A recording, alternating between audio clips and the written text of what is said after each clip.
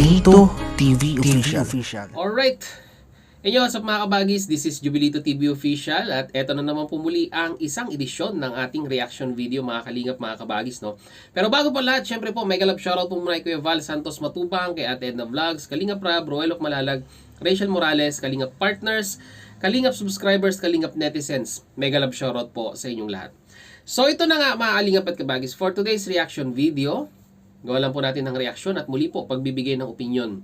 Dito nga po sa naging recent live streaming ni Kuya Val Santos Matubang na kung saan ay may mga puntos siyang idiniscuss regarding nga po sa kaganapan at latest updates sa mundo ng kalingap.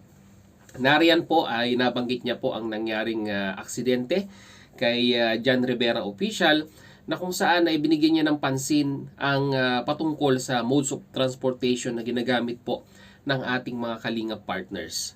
Alam naman po natin mga kalingap at kabagis, kadalasan po sa mga kalingap partners natin ang kanilang mode of transportation ay motorsiklo or sabihin na nating two-wheel na mga sasakyan na kung saan, honestly speaking, ay talagang takaw disgrasya po ito. Unang-una po sa lahat, safety factor po ng mga motorsiklo ay mababa kumpara po kung tayo po ay naka 4 wheels.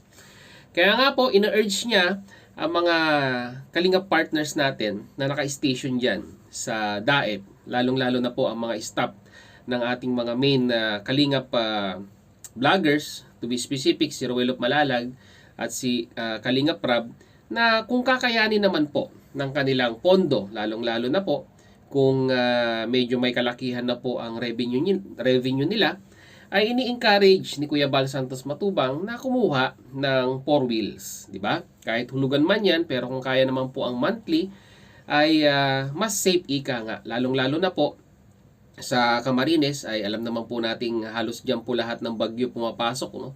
Ang mga bagyong dumadaan or pumapasok po sa Pilipinas ay lagi pong nadadaanan ang Camarines. Kaya lagi pong maulan dyan. At maganda po ang panawagan ni Kuya Val na kung kaya naman ng budget ay kumuha nga po ng 4 wheels para din po sa safety ng ating mga kalingap partners. Pero ang pinaka the best po dito na panawagan niya ay huwag pong iasa sa mga sponsor ang panghulog at ang pang-down ng kukunin nilang sasakyan. Which is tama naman po, no, mga kalingap mga bagis. Ang pangit naman po, no, na lahat na lamang po ng bagay na nag-i-evolve sa atin in regards po sa pagcha-charity ay idadaan po natin sa ating mga sponsor. Lalong-lalo na po yung mga pang-personal na gamit natin katulad po ng motor at ng sasakyan or ng 4 wheels. Pangit naman po yun. Dahil darating po ang time, kagaya nga po ng sinabi ni Kuya Val Santos Matubang, nahahanapin po yan. Lalong-lalo na kung nakatsyempo ka ng sponsor na mapaghanap ng mga bagay na itinutulong sa kanila. Kaya nga po sabi ni Kuya Val, hanggat maaari, sariling pundar, sariling sikap, at least wala pong maibubutas sa inyo. Yun po yung magandang panawagan at request ni Kuya Val Santos Matubang regarding po dito, no? At nabanggit niya nga rin po sa kanyang live streaming na kung saan ay may mga ibang kalingap partners na di umanong tumaas na ang kanilang mga subscribers at medyo pair na ang kanilang revenue sa platform na ito, ang nakalimot na at hindi na po sabihin na nating active sa mundo ng kalingap, na kung saan yung mga iba nga daw po ay hindi na po naisasama ang salitang kalingap, no, sa kanilang mga content.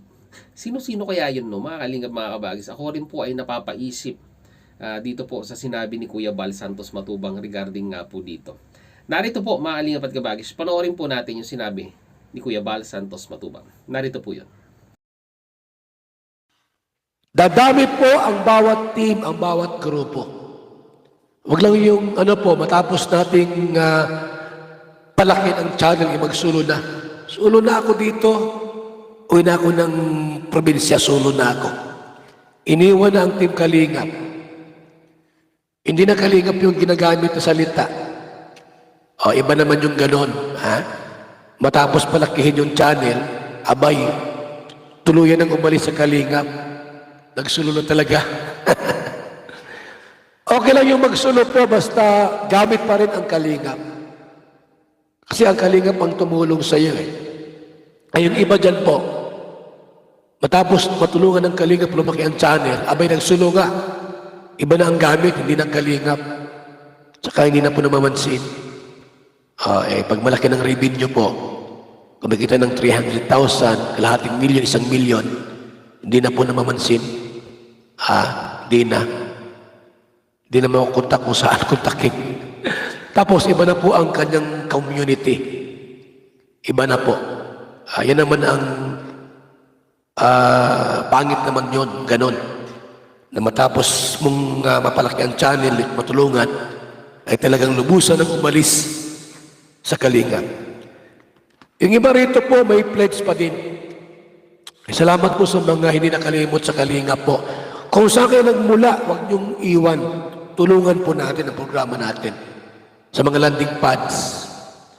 Kahit ikaw ay nasa ibang lugar na, nagcha-charity ka doon, kalingap ka pa rin at nagpa-pledge ka pa rin. Wag naman yung masyadong tumaas ang ihi. Matapos na lumaki na ang channel at viral na, gumanda na ang kita, abay, nakalimot na. Ni pledge sa landing pads, wala. Tapos iba nang tawag sa kanyang channel. Iba na, binago na ang pangalan ng kanyang, yung salip na, ay mga Kalingap, magandang morning, iba na po ang tawag. Iba't iba na ang tawag po nila. Kung saan sila masaya, doon sila. Pero pangit naman yung ganon. Di ba mga Kalingap? Pangit naman yung ganon.